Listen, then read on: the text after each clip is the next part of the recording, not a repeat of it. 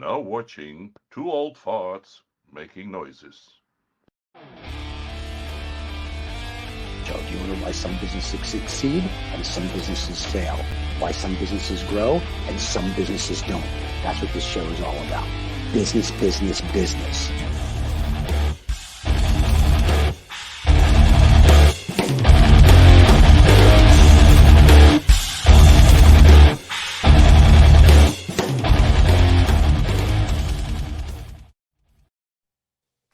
Welcome back, everybody, to the Lost Dollar Business Club.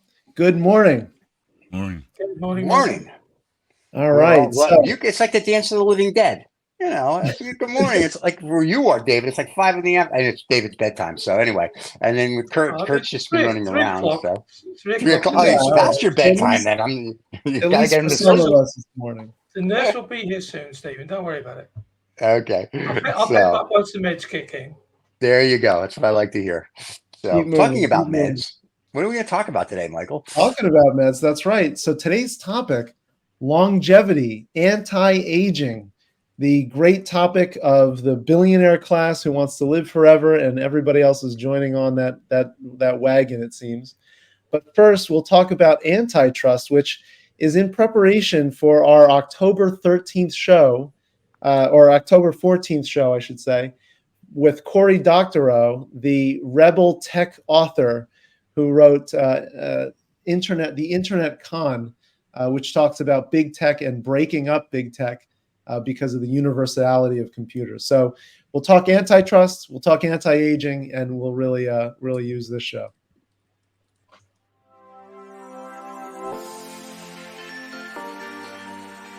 Get the freedom and the flexibility of remote work in the lucrative tech industry. Bend your life around the world.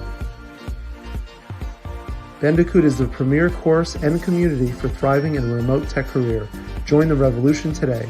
Bandicoot.com, official partner of the Lost Dollar Business Club. So we got to do a little prep talk because the anti-aging topic will take up most of the show for sure. But I did see an article in, of course, the Financial Times caught my eye. It was an opinion piece by Drew Maloney about private equity being threatened under the new FTC chair. Lena Khan is her name. The new FTC chair they're calling it a radical. Her critics are calling it a radical new antitrust theory, which is really, it sounds like going back to what antitrust was really about, which was concentration of power versus abuse of the consumer, which is the idea of consumer welfare. So this idea that consumer welfare is what you're protecting, what antitrust is protecting for over the past since the 70s, yep. So 50 years. That standard is what is up for grabs under Lena Khan's leadership, and a lot of people who have been benefiting from recent monopolies, especially tech monopolies, but there are monopolies in so many industries now. You've got industries like the alcohol industry or the athletic shoe industry. The people who are creating these, the companies that are creating these, are like the top 1 to 5 companies own the whole market. And so this is kind of what she's going against, is to say, well, she's not just worrying about the abuse of the consumer, but she's saying we need to break up monopolies so that they don't have an excess concentration of power, which is an interesting topic because we'll be talking about it with Cory Doctorow on October 14th. So stay tuned for that show. What do you guys think about antitrust and monopolies? It's the Sherman Act. It's nothing more than the Sherman Act. Let's just be blunt. It's Standard Oil from 1910. This is it. And then all of us, and the greed is good got in. So 1910, and I don't remember when the Sherman Act came in, but the Sherman Act basically just, everything you just said is what the Sherman Act says. Like, you can't have a monopoly, you can't do this, you can't do that, blah, blah, blah, blah, blah. And then that was to break up Rockefeller's oil. And it did. So right. You got Standard Oil, you had Shell, you had everything came then from Standard Oil. Got it. Then we go 50 years into the future, and there's this company that no one ever heard of called AT&T. And all of a sudden, somebody woke up one day because AT&T probably screwed up their phone bill in Congress, and they said, "Ooh, you have a monopoly, and we can't have that." So what do we have? We had Baby Bells. For 10 years, we had Baby Bells. What do we have today again? AT&T. And everyone went back to sleep. And now you have Google, and you have Apple, and you have, I know Amazon's getting sued by somebody. So you have 20 companies that control everything. And somebody now in Congress that didn't get their graph probably under the table, or their hooker for the night, or their drugs, all of a sudden is like, "Oh, we can't have this. We can't have, no, we have to break this up." So this is like an every 20, 25 year process that somebody wakes up and says, "We have to implement the Sherman Act." Well, Microsoft 5 years ago. What I don't understand, guys, right? Because you're all in North America, so we can sometimes be very North American centric. But isn't that very isn't that sort of, not very American? To sort of, isn't that what American big business is all about? Well, it's funny, controlling everything, doing everything. So why is everybody bitching about it? If I may, you don't have to be American, because you guys in the EU do sue everybody for the same crap. It's just you call it, like, they're suing Google for a monopoly. They sued Microsoft for a monopoly. You guys do the same thing. It's just that we actually have a law in the United States that's old. It's almost as old as you did, and that's why. Because if I wanted a monopoly, I'd go to the the store, and buy the monopoly guy with the hat and the monocle, Ironic aspect. That game was created to actually show the absurdity and the negativity of actually having a monopoly. Ended up being a game very popular for some reason, but Parker Brothers is still laughing all the way to the bank. That's right, they're laughing all the way to the bank. I don't know if you guys have ever played anti-monopoly, but that's even more difficult than Monopoly. Trying to give you money away. That's right. But the thing is, with the Sherman Act, and then we can go on to aging, but because it's a good topic. But with the Sherman Act, I'm glad you brought it up, because what Sherman actually said in defense of the Sherman Act to get it passed was to say that if we as Americans don't want a king ruling us, then we shouldn't have companies ruling us like kings. Correct. And so it actually is very American to want to break up companies that are too powerful. But it's the American dream, isn't it? To have a successful company, the biggest market in the world, and then all of a sudden somebody says, "Well, we don't really like that." Well, but they only seem to say that when they're at the top of the tree. Nobody shouts out while people are working their way up. Listen, let's just be blunt. Americans, and I mean this with all due respect to my country, are a fickle bunch of pussies. Okay? And that, full stop. Oh, don't hold back, Stephen. The whole world is. But it's just, Google, when Google was doing Google's thing, everyone's like, "Ooh, go Google, go." Now Google is so big. Everyone's like, "Ooh, all right, we have to break it up." So what do you, it's stifles landscape. But here's how the cream will always rise to the top. It's like, and so I understand why you may want to break Google up, but what are you going to do? You're going to be like Ma Bell again? And so instead of having AT&T, we're going to have all these different baby Google of the Northeast, Google of the Southeast, Google of the Canadian. Break up their services. They have all these. Yeah, but see, so then basically what I'm going to have is 57 new public companies that are still making a shitload of money. And the base, the Google or Alpha, whatever the hell their company is called this week, is going to be the holding company. It's all going to do what AT&T did. It's all going to flow back up to the parent. So all it is a 3-card Monte, and that's all we're doing. So if you're really going to enforce it, you almost have to do what Sherman did, but then really everything flowed into the Rockefeller Trust anyway. So when they think of this, if I said the 4 of us own whatever, it would be like, okay, the 4 of you own the XYZ widget company. Then, Stephen, when we break this up, you get 25%. David gets 25%. And so it's all broken up, and you guys go wherever you need to go with your 25%. But they don't do that. Well, go ahead, Kurt. I was going to say, I think people care a whole lot less when things work.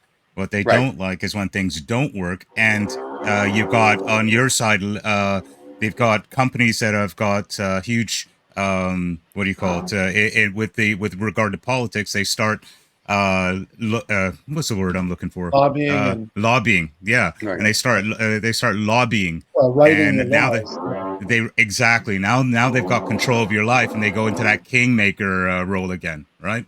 And that's why I think the idea of controlling monopolies. I mean, I live in a country which right now I'd like to shoot them all. You know, I'm so sick and tired of these useless monopolies that don't actually perform real services anymore, or the services they do, they're overcharged and way underperforming. Yeah, what good is that? You're crap, and you've got a monopoly. Come on, what's this? Well, that'll be a big topic with author Cory Doctorow on October 14th, because what's the solution? What's the answer? We will find out. There you go. Yeah, We're going to do this for Cory. Hey, Cory, we're plugging your book. Thank you. Cory sent me a book that I can read. There's no pictures, so I'm going to have to actually read it. But there is a picture here for people that want to see what Cory looks like. This is going to be our guest. There's Cory. Yeah. He'll be here. Did it break in the post, Stephen? It's got a break on the front. Did it break in the post? It's a very clever image. It broke in the post. It broke in the post when I got it. Yes, the dog got a hold of it first. So. Yeah. Well, that's great. Well, let's get into anti-aging. Before we get into anti-aging, who has the monster in the background that's growling? Oh yeah, I hear the growling monster. I've got a next door neighbor, and he's doing a home course on dentistry. So, okay, so can you when you're not speaking, can you put yourself on mute then, so the whole fan base does not hear his dentistry practicing and people screaming in pain? Okay. I'll just shut up. Bye. It sounds like somebody learning. Stop. It sounds like somebody learning how to play the tuba. I know, right? I love this, David. For the people that aren't watching or looking at the podcast, David is basically just being outraged on mute right now. No, when you need something to say, David, just unmute yourself and we'll know you're coming, because we'll hear the dentistry guy. What are you saying, Stephen? What are you saying? What are you saying now? Old people, you gotta love them. Anyway, all right, Mr. Michael, we're gonna talk about anti-aging. David's gonna have to be in for this because he's like 7 million. Yeah, well, and Stephen, you're not far behind. So I know I'm 6 million. You actually sent. You're the one who sent. You and many other people in my network have sent me this article from The Economist. Yeah, talking about the elixir of life. Living to 120 is becoming an imaginable prospect. Yep. So this is a topic that, as you all know, has been in the works since the beginning of human history. What elixir is going to make you live longer? And later on, I'll bring up the 20 best anti-aging topics, which are actually very common sense. But we'll start with The Economist, talking about wanting to live longer. I mean, what do you think about this? Living to 100 today is still very rare.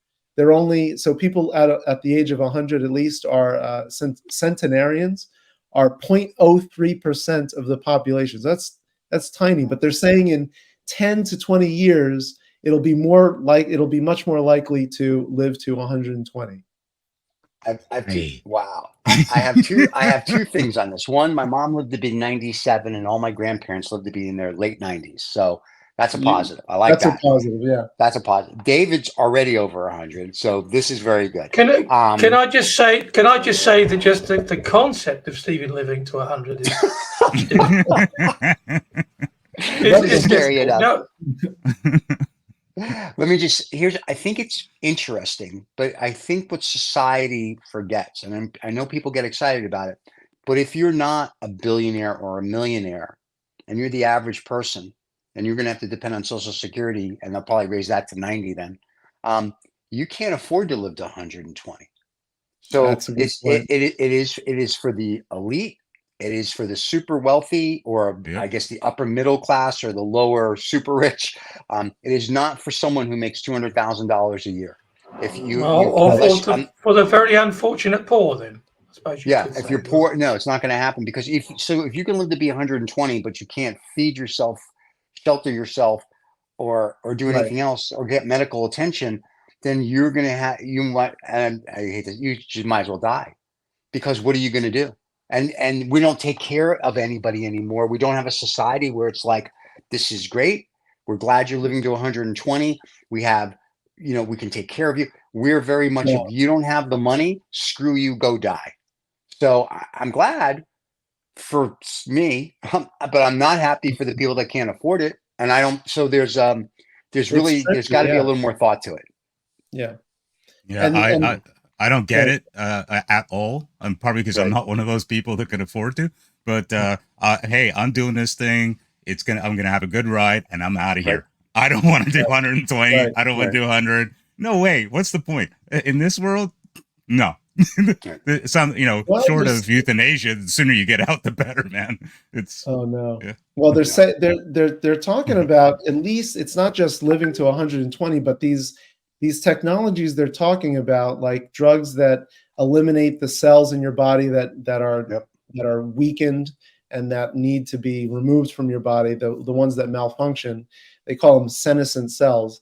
They're talking about these technologies and these methods as ways to actually not just live to 120, but be active to 120. So, or at least that age. So maybe you'd actually get people who could work longer and not just retire at 60 and then live for another 60 years. I mean, that's a possibility. Yeah. I mean, do you really want to work longer? My son's already told me that he's organized, I think she's called Helga or Sven, because whatever it is, he's got this deal going with some ex-East German shot putter, and she's going to be, or he's going to be looking after me in my old age, he told me. And Well, when you say Helga, are you talking about Helga's House of Pain? Because they're not going to look after you the way you're thinking, buddy. You're going to be in diapers and a leash and the whole spanky thing. I'm just saying. Well, that sounds like a Monday morning to me. Indeed, I can understand all of the technology and all of the things that they're creating to improve the quality of life while you're living it. And on that side, hey, all thumbs up. Keep doing that, because when you look at the condition that we're in with food and drugs and the air and God knows what, anything to make the quality of life better for all people is a great idea. Now, living 120, 100, 120, 90, whatever, like you say, Stephen, if you can't afford to, what is the point? Solve that problem first. We don't need to live longer in a worse world. We need to live longer in a better one. It makes no sense to me why there's a focus on it. And to that point, if you're going to live to be 120, and then you have to get rid of Alzheimer's. You have to be active. Like if someone said to me, and I can live to be 1,000,000, right? I'll be like, great. My whole thing is, I want to be able to still run. I want to be able to still work out. I want to be reading. I want to still have my thoughts. I want to be able to still do stuff that I still do today. And if they say you can, then it's like, well, that's interesting. Then maybe.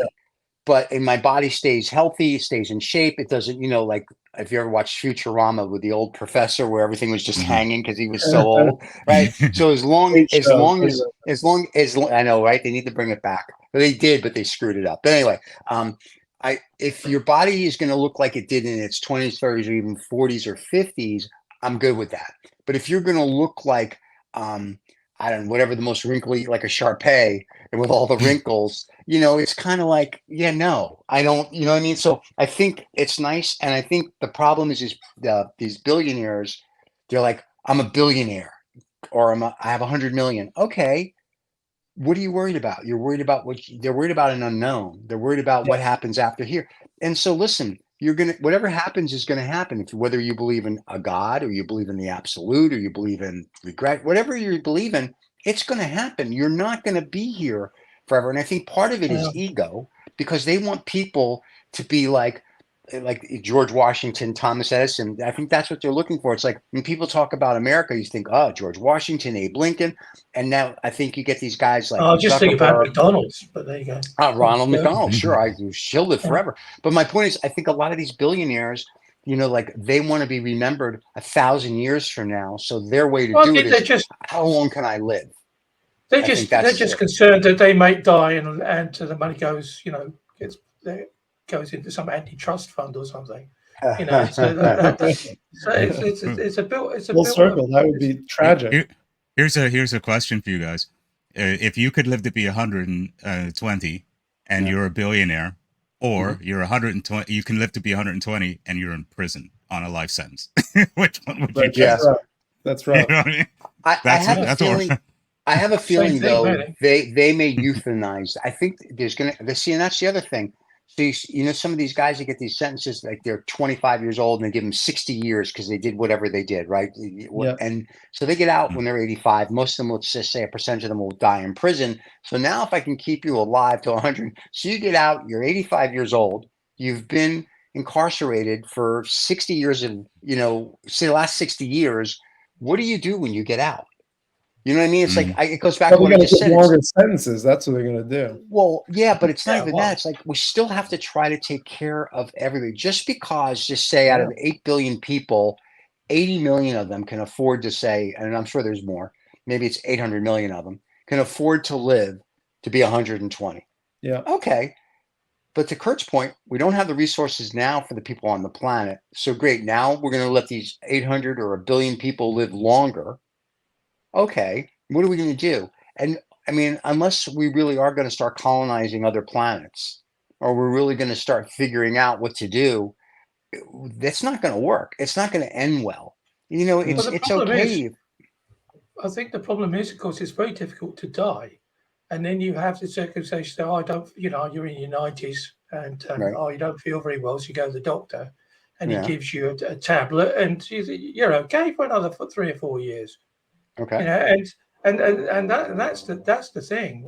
That's this whole thing about, you know, all the medicines and everything, and the care that you get. If you're not careful, you're straight up into your 90s, and then you've got, like you said before, all the other problems to go with it. You know, do I have the money to live live on? Am I mobile? Am I senile? All of the above. But for some reason or another, they keep giving you these tablets because the big pharma wants to sell lots of stuff to lots of doctors. And I'm living for another couple of years. And I mean, when has that ever happened before in the history of mankind? In our history, never. But there could be histories before our history where it could have happened. So remember, history always repeats itself. Nothing we're doing is new. No, including the quest to eliminate death. Right. Look at the what was it? When he went to the Spaniard, his name escapes me. That went for the Fountain of Youth. Right. Exactly. Don Quixote, not Don Quixote. The Conquistador. Why can't I remember his name? Put the Conquistador's name below. But anyway, the Conquistador. We're looking for the Fountain of Youth, right? So now that was Indiana Jones, Stephen. That's actually real history. Back in the 14th or 15th century, and I can't remember who it was. 16th century Spanish explorer. Well, you should know because you were there. So I know. Juan Ponce de Leon. Ponce de Leon was looking for the fountain. I remember that, and we pushed the Egyptians as well. And the Egyptians. No. So we're following the human quest for the Fountain of Youth. Do we think there are lots of common? You don't have to be a multi-billionaire to do the common sense things like don't eat as much, because now caloric intake is very clearly shown to extend your life a little bit. Don't smoke. Have the right diet, exercise. I mean, these are common sense things. Drink, don't smoke. But in the richest country in the world, right, you have some of the worst conditions for people who don't have money. Like you go to your ghettos, and the food there is so bad that half the people have diabetes, overweight, etc., etc. And they don't have a hope of eating better, low caloric diets, and so on. Not possible. Right? They're eating on the hoof. They're eating fast food because it's cheaper than cooking for yourself. I mean, there's no way forward to enjoy that 100-year life or 90-year life when the societal traps are already there to make your life a living hell for those 90. You know, it just that's what Charlie Munger said about the US. You know, they solved the hunger problem by making everybody obese. Right. Then you can eat the people, which is always good. You know, because giving people cheap food and convenience food and processed food, right? But part of this also is the hunger problem.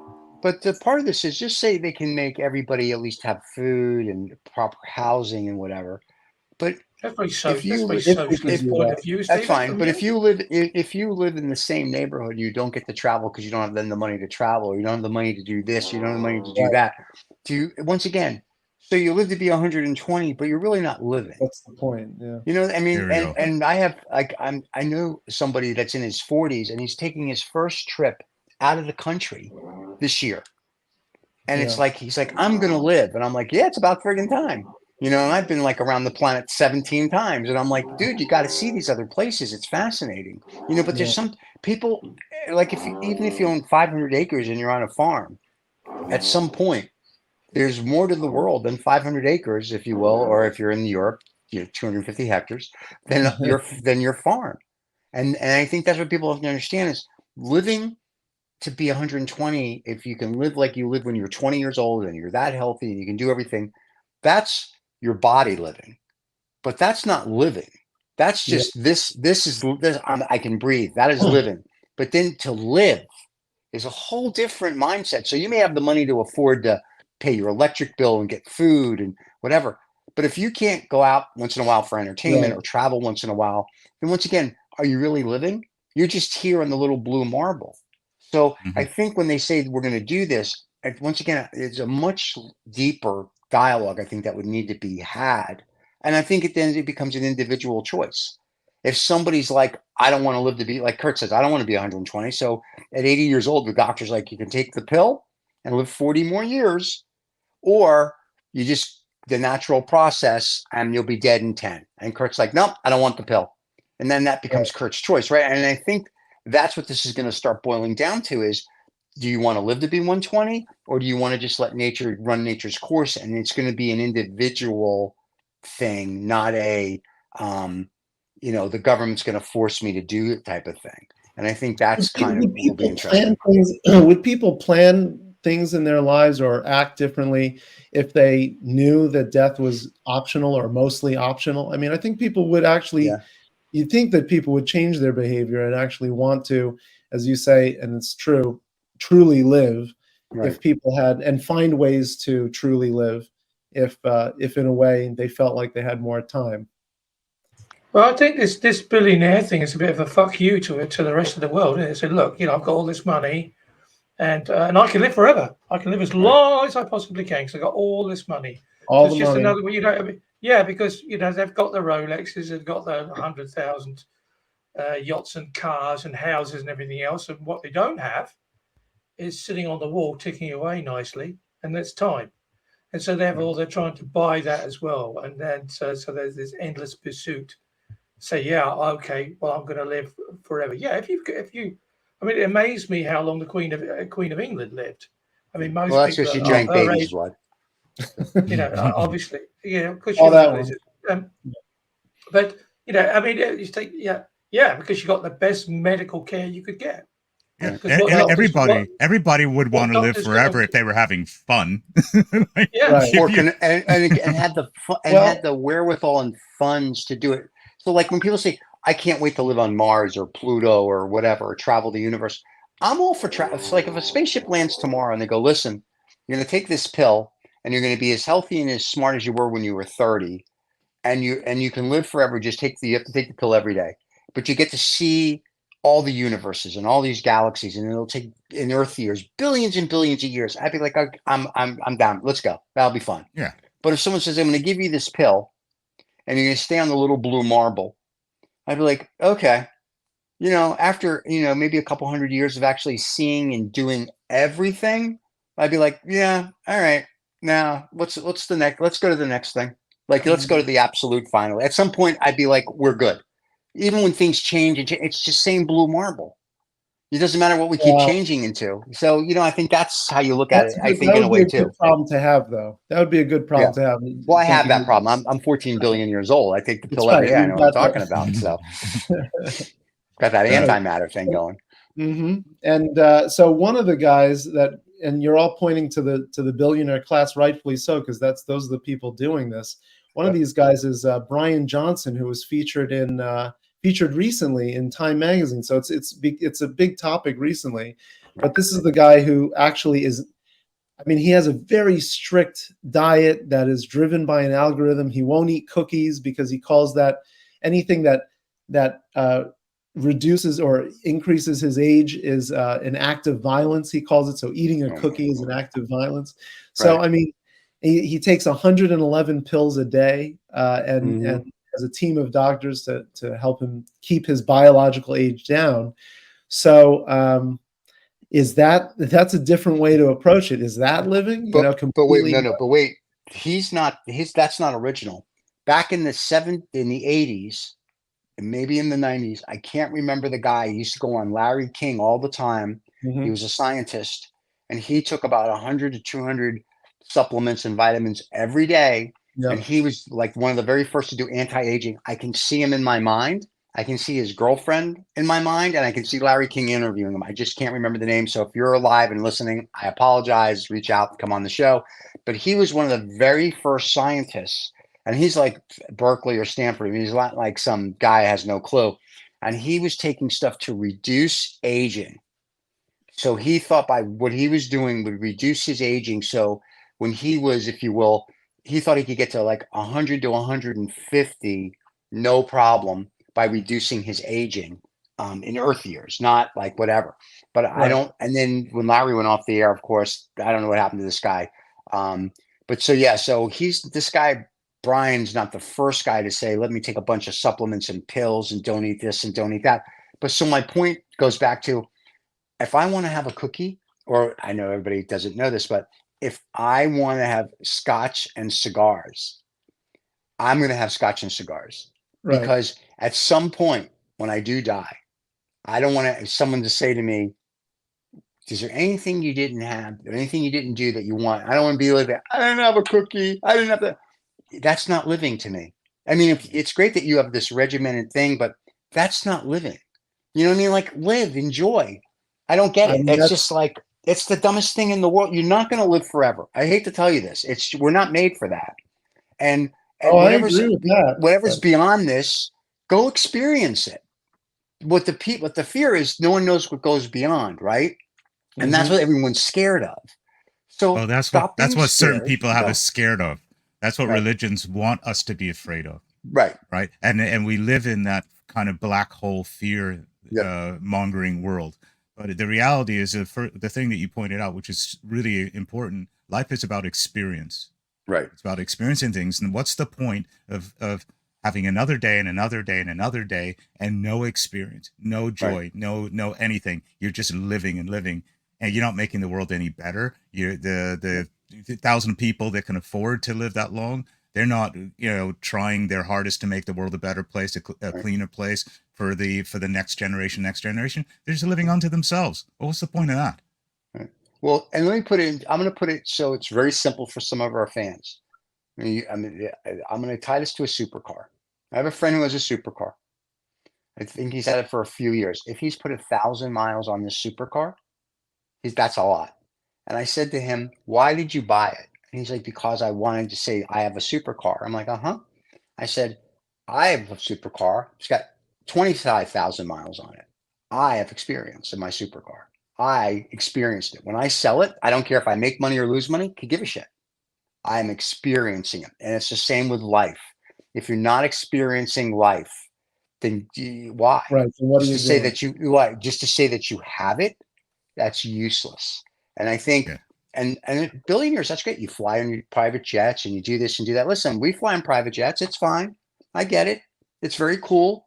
But I'm okay when it's my time to go to the next experience. I'm okay with that. So, and if I'm lucky enough to live to be 120, cool. But then I need to add value back to the planet, which of course our shows do. And I need to be able to still experience and enjoy what I'm doing. It's like when you wake up one morning, you go, done it all. That's the time. It's time to go take the blue pill, so to speak. And I think that's, for some people, it's like, oh, I can live to be X. And I think there comes a point, you get to a point in your life where it's like, I'm good. Like I'm good. And I think these guys, maybe it's because of the money, maybe it's because of ego, maybe because they want people to go, oh, they're still here. But really, you got to just be good. You have to be happy. I think it's awesome, but I'm more in cure cancer, cure Alzheimer's, do all this other stuff. Heart Then disease, if you could, diseases, and then if you can make me live to be 120 or 200, I'm good with that, because then everybody has a quality of life. It's not just for, just say, 1 billion of us to have a quality of life. That's a social shift that you're looking for. It's not a scientific one, and that's the not bigger happening. debate. Well, I would like to think that it's happening. I don't see it happening, but I'd like to think that it could happen, because I mean, all of these therapies and drugs and processes, if they become commonplace, maybe that will push the society to have a broader conversation about how we distribute wealth, how we distribute resources, how we distribute experiences in a way. Right. I don't think so. I think they're all going to be like, hey, you get to live to be 1 billion years old. Throw on your headset for augmented reality or VR and AR, and you're going to live. And you look at all these experiences you can have. And I'm like, it's like that Bruce Willis movie we talked about, where everybody's living in their little AR, VR thing. And when you go out into the real world, it's just, wow. It's kind of like, I want to go experience. I want to get on the airplane. I want to go actually, I want to go to the golf course and swing the club and get sunburn. And I want that. You know what I mean? I don't want to smoke a climb scotch. the mountain, not watch the mountain climber. Yeah, I want to go to the football game. I want to go to the basketball. I want to go in person. Is that an old school way of thinking? Are we going to be priced out, and all this different class of people will say, "Well, I want artificial experiences"? That's another conversation that we can have on AR. Oh yeah. That's a different world. Yeah. People are already doing it in a way. Yeah. So there are people already doing it, living in this alternate reality. And that's I remember fine. I remember going to a palliative care part of the hospital, and beside where my dad was, there was a woman who was constantly screaming, let me die," because she didn't have a do not resusc. So they kept her alive, and she wanted to die more than anything. I don't want to be that person. You know what I mean? No. You know, and that's kind of like what I've been driving at, is like, if their quality isn't there, if there isn't a reason to live, what's the point? Right? You know, gotta have a reason. Got to be something bigger. Yeah. And like I said, you just enjoy what you have today.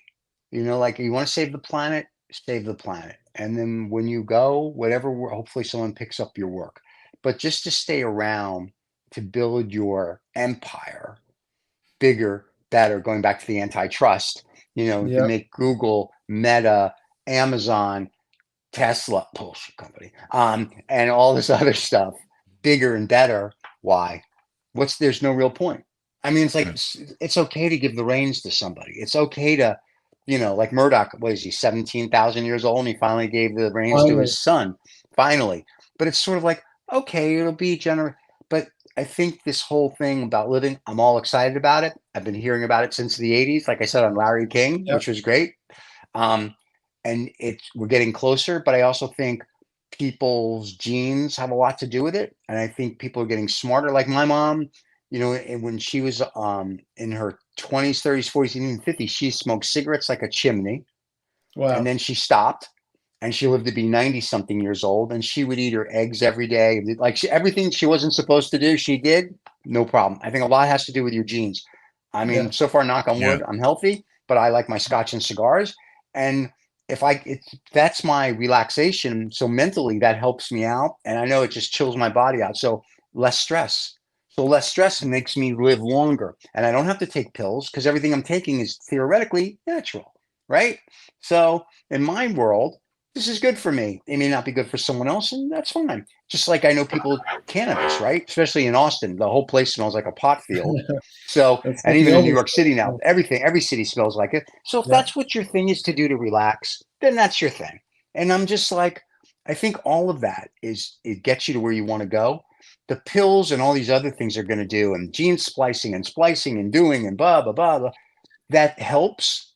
I think a lot of it's going to be your DNA that gets you from A to, let's say, Y. DNA and the general lifestyle. I mean, the basic things like this health.com article, a very basic article on anti-aging, but it states what some of the obvious is: make exercise a priority, manage your stress, get enough sleep. I mean, if you do those basics, you're already off to a good start. And I know that a lot of people maybe aren't doing that. Yeah, I it's interesting. I think it's one of these things that, and I say this somewhat tongue in cheek, in the next 100 years, we'll see. Like if we're still doing the show in 100 years, we'll be like, hey, apparently it worked. So, and that's how I'll look at it. But I mean, I think it's one of these things where it's great if you have the money to do it. And I'm okay with that. Exactly. The flip side of it is I don't want there to be a civil war or an uprising with these 7 billion people that can't afford it. Right. Then where the billion of us are going to go so we can be safe. So now, yes, I have to go live on Mars or Pluto or whatever other planet because I have to be with my own kind for just my safety. So, I mean, there's a lot to this, I think. Yeah, if you need 3 jobs to be able to afford your mortgage and food, the chances of you living to the age of 60 is slim. Yeah, that's true. Sad but true. All right. Well, hey, let's go to Lost and Found. Let's go to Lost and Found. David, you want to take me? You want to take us there? Or you want me to do it? So, who's lost $1 this week, and who's found $1 this week? Oh, here we go. Lost and Found. So everybody, just so you know, next week David won't be here because David's going to go on holiday because he's one of those super wealthy. He's going to live to be 1 billion years old. He's going to go drink some baby blood or whatever. Oh, he's left. He's already gone. He's already gone on holiday. Go.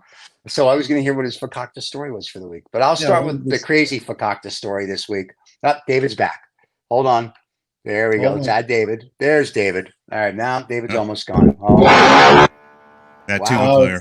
He's got the So David won't be here next week, as we were saying, because David's going to be on holiday because he's one of the rich people. He's going to go drink some baby blood, and he's going to live to be longer than he already is. But when David gives us his Lost and Found, it'll be some crazy fakakta thing. So we're going to save that for last. But the one that I have, which I thought was great, and I saw it this morning in the Financial Times. Love them. Apparently, Elon Musk's company, Tesla, is being sued for racism. In Fremont, California, they said that they were constantly berating and racial tensions and whatnot and violated civil act rights and they're being sued. It goes back to 2015. I am no fan of Mr. Musk, unfortunately, for his fans. I'm no fan of Tesla. So this is like, if David, this is a found dollar. So there you go. I think I don't know why, but I just thought that was funny when I saw it. Anti-Tesla sentiment. Yep. Anti-Tesla sentiment. That's right. Well, I've got an AI related one, not related to Musk's AI, but related to OpenAI. So Sam Altman, the CEO of OpenAI, met with the designer of the iPhone, the original designer of the iPhone, Jonathan Ives. Sir Jonathan Ives. Jonathan Ives is Sir Johnny Ives. It's Sir not Johnny Jonathan. Ives. It's Sir Johnny Ives. Sir Johnny Ives. No, it's actually just Sir Johnny because you don't use your last name when you're knighted. It's only when you're a lord that you use the last name. Sir Johnny. Well, I'm glad we have the European to correct us there. So Sir Johnny met with Sam Altman and Masayoshi Son of SoftBank to discuss an AI device. Now, what would that device be besides a smartphone? We don't know yet. But with OpenAI now being valued, or supposedly going to be valued at $90 billion, this could be very interesting to see what they come up with, especially because Johnny Ive really is, if you look at his work, is really a phenomenal designer, industrial designer and thinker. So let's see what comes out of it. I think that's a found dollar.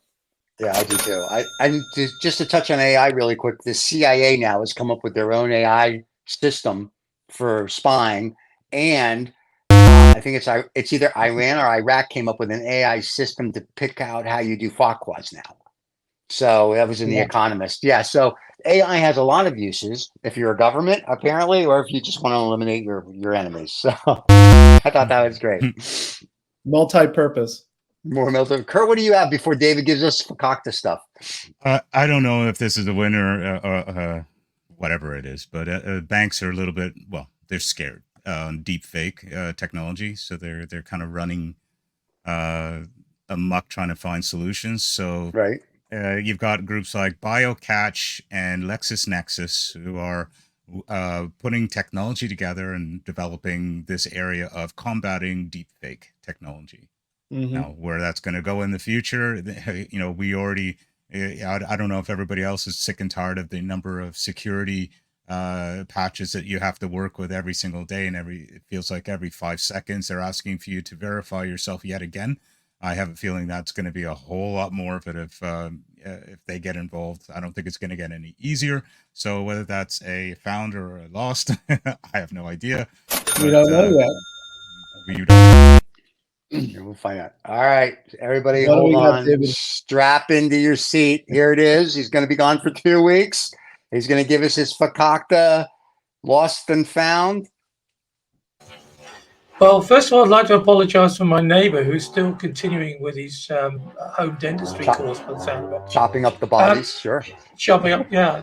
Whatever they're doing, they're doing it with panache. Look, yes. I've got two, because obviously I'm not going to be here next week. So I thought I'd start off with one. And it's a company called Balzy. What? Yeah. They're just going right out there. All right. No, their company's called Balzy, and it's just raised 1.2 million euros. And it's actually a company which specializes in, let's wait for it, guys, products for the male pubic area. Oh boy. So I think the name's a bit of a giveaway, but now they actually want to address a more broader market. Of course they do. And they want to encompass the complete line of body care. So the company's called Balzy, Balzy, specializing in male pubic area. So there you go. Wow. I don't know if they got $1 million. They got $1 million. Is genius. They got $1 million. They got 1.2 million euro. Wow. Yeah. I mean, they want to go global with this. Of course they do. Is there an antitrust law against that? Yeah, finally, on a more important thing, and going back to saving up all your pennies, if you need to spend a penny in Europe, it can be very, very difficult because public toilets don't exist as such. But the toilet operator To The Loo, which is a company which has privatized public toilets, worked that one out. And so they offer then toilet facilities, and they've just got opening up some new locations in Germany. They're going to do it at gas stations. They're going to do it at restaurants, and the first locations could be in Hamburg. But wait for this: they're actually in 175 locations in 9 countries in Europe, offering privatized toilet facilities, where they are servicing. And if everybody spends that proverbial penny, 45 million visitors a year. Wow. 25 million visitors. And that's a lot. That's found. That's a found dollar. When we were kids, you used to have to put a quarter in the stall to go in the bathrooms. So now Europe just caught up to what we used to do in the 60s and 70s here. That's pretty wild. That's okay. Bathroom, that's more traffic than Disney. Yeah. And I'm sure Disney's going to start charging to go to the Louvre. Yeah, so there you have it. Well, they can privatize it now. So there you go, guys. There you go. So I thought you'd appreciate that, guys. So Balzy and To The Loo for this week. To The Loo. Is that what it's called? To The Loo. They're on. It's called the number 2 and then The Loo. I'll put it in the chat. So it's here. All right, guys, it's always a pleasure. David, have a wonderful holiday. You and the rich billionaires. I think they're going to Mars to check out land, so I'm excited for you. Thank you. Thank you. I think it's actually going to the lizard people's convention. But there you go. Bring us back a rock. Bring us back a rock. So, David, take us home, guys. See you next week. Don't forget to subscribe and like. Everybody, go to the merch store. The link will be below. Get that merch. Get that merch.